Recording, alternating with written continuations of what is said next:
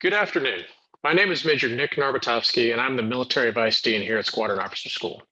I've had the opportunity to teach and work here since 2018, and during that time, I've also had the chance to study some pretty fascinating concepts. One of these is the science of how our consciousness works. The best metaphor I've found for this comes from the form of thinking fast or thinking slow. This concept, most well known from a book published by Daniel Kahneman of the same name, holds that the idea of thought and the way we act and perceive happens in two different speeds, a fast speed and a slow speed. In his book, Kahneman refers to these as System 1 and System 2. System 1 is where reflex lives. When your System 1 brain is in charge, you're using a collection of experiences that you've had in the past to make snap judgments. This is extremely useful as far as survival skills go. It really wouldn't do to be caught unaware by a rustling in the grass if you live on the savannas of Africa. And this is application in the modern world as well. You want to be able to react quickly when threatened, especially in high-stress jobs like flying aircraft. This ability to react quickly makes use of something called a heuristic. A heuristic is a set pattern that's developed over time in your brain. The brain uses these patterns to develop most likely cases and best possible actions to take very quickly. The brain also functions in a slower manner when it has the time. Your System 2 brain is responsible for a lot of the critical thinking that you need in order to function as a higher being. For example, when you're learning a new skill in mathematics or trying to figure out how to do a complicated or complex task at work, you need to take some time to think about that and build a new pathway in your brain. At this point, since you don't have those pathways already built, your brain just doesn't have enough data to use a heuristic to figure out what you should do. These things happen at different levels of consciousness as well. Heuristics and System 1 thinking occurs largely at the subconscious level. You never know how many heuristics you're using in a given day unless you make a solid effort to pay attention. In fact, unless you pay very close attention, you'll use heuristics even when you didn't mean to. Let's look at an example. I want everyone to try and answer this question in your mind as quickly as possible. Say you walk into a toy store and there are two toys for sale, a bat and a ball. Together, the bat and the ball cost $1.10. The bat costs $1 more than the ball. How much does the ball cost? If you answer this quickly, you might have said that the ball costs 10 cents. This seems simple and logical, right? But if you slow down to do the math, you'll quickly find out that $1.10 for a bat and 10 cents for the ball adds up to $1.20. The real answer here is that the ball costs 5 cents and the bat costs $1.05. This is playing on a heuristic that you may have for basic mathematics when you were learning how to do factors of 10. Your brain will substitute out the more than portion of the statement, and you will just say you will just hear the bat costs $1, because then the math is very easy to do. So this is an example of the neuroscience behind heuristics. In the military, we obviously take advantage of a lot of this through training. If we can put someone in a situation and drill them on what to do enough times, their brain will create a heuristic that, when presented with a certain scenario, they'll follow through on their training at a subconscious level. There's a really interesting example from this from a book by Lieutenant Colonel retired Dave Grossman.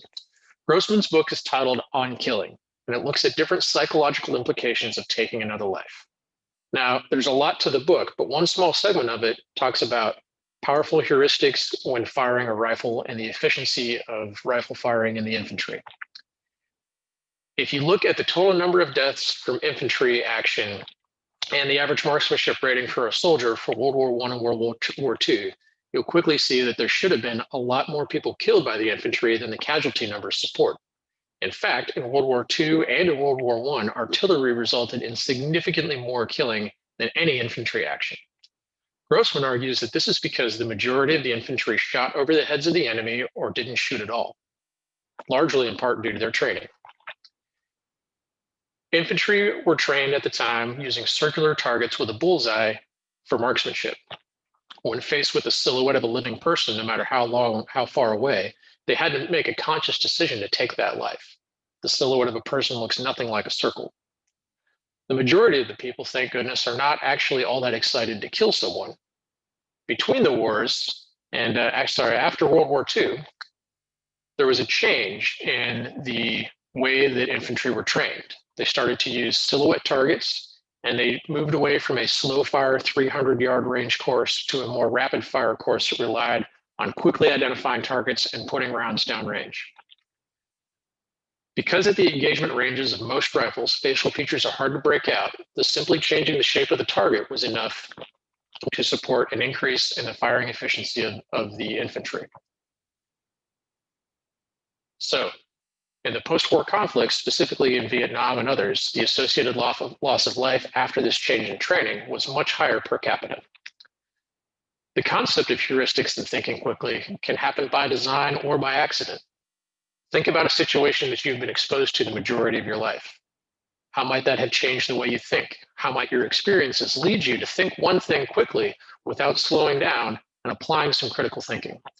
Now, this slower area is where System 2 comes into play. System 2 is a much slower and more deliberate way of thinking. Obviously, this is not a great system to use under time pressure, but it usually results in a significantly more accurate and effective decision or conclusion. Just like the example of the bat and the ball, it's possible to identify places where you might be tricked into using a heuristic when you probably shouldn't. Now, there are some practical ways that you can force yourself into using your System 2 brain. One example of this came from a survey where people were asked simple questions that were designed to trick them, kind of like the bat and the ball question. Researchers found that when the questions were written clearly and legibly so that the person could read them quickly, most people responded with the incorrect answer because they employed the heuristic that question was designed to exploit. However, by simply photocopying the questions several times and reducing the legibility of the document, people who read it were forced to slow down and focus very closely on what the words actually said and meant, and their responses were commensurately better. This forcing yourself to slow down to use your System 2 is a great technique when you're trying to engage higher order thinking. So that's the neuroscience behind it, but how does it relate to you on a day-to-day basis? Well, this is where neuroscience and sociology collide. Burrell and Morgan were sociologists who sought to put together a unified theory of social paradigms. Unlike a unified theory of physics, this isn't going to get us free energy forever, but it's at least a good way to frame and understand why some people see the world in a certain way. In fact, you might even be able to use this to explain why people are the way that they are. It comes down to how they view the world and how their System 1 chooses to exercise those heuristics. This graphic is an example of Burrell and Morgan's social paradigm theory. I put this together and it contains also my best approximation of where military strategists might fall on it. Please note that these are spectrums and not binary. It's not like there are just 4 options here. You could be more or less of a functionalist or more or less of an interpretivist. But by examining these two tensions here, subjective versus objective, and regulation versus radical change, Burrell and Morgan sought to try and explain why people thought the way that they are. In the area of belief in objective regulation, down in the lower right here, functionalists believe that they have very little to no control over the world. The world just is. They also believe that the world very rarely changes, if ever. In general, in the military, we run into this mostly in the lower ranked structures, partly by nature and partly by nurture. In general, people of lower rank do not decide what the regulations or the rules are, they simply follow them. And those regulations that fundamentally affect who they are and how they act very rarely change. Now, if you move away from the objective and into the subjective side from there, you'll see the interpretivists. In this paradigm, the world is relatively stable and therefore the regulation is implied, but we have control over the meaning we assign to those facts. That would be the interpretivist argument. So we may not think that the situation ever changes here in the interpretivist side, but we certainly have control over our actions and how we react to it. So how we assign meaning to those facts. So if you move up to radical structuralists, move that over, excuse me. Yep, radical structuralism in the top right corner.